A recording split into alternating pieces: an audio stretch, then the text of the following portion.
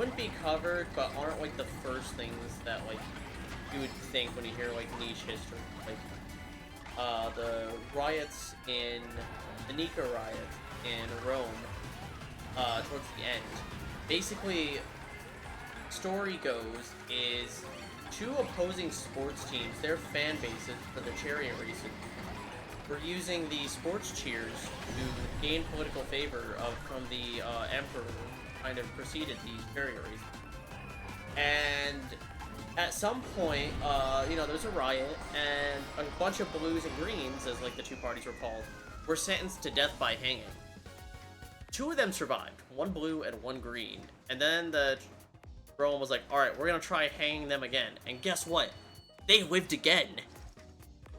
So the blues and greens got pretty upset by this. The Roman government, in order to, like, appease them, was like, hey, these guys are just gonna be in life sentences in labor camps. They didn't like that either. So they went and rioted in the street for a month straight. They burned down the Hippodrome, which was, like, the stadium to watch these chariot races. They went and were destroying, like, all the public government buildings. They went and grabbed the emperor's, like, second cousin or some shit like that. And were like, hey, you're our new emperor now. Rule. They forced him to. He didn't even want to. He just was like, he was literally kidnapped. They tied him to a chair and they put him in, like, the emperor's box at the stadium. And he was like, they're like, you're gonna rule now and you're gonna like it. It was the craziest thing ever.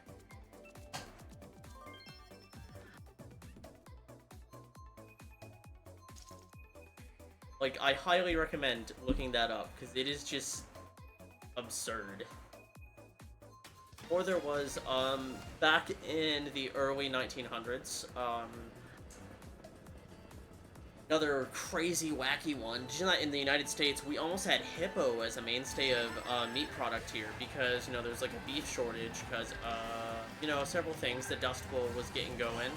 There's a couple droughts, among other things. And this one guy who had some rich friends, he was like, I fought in South Africa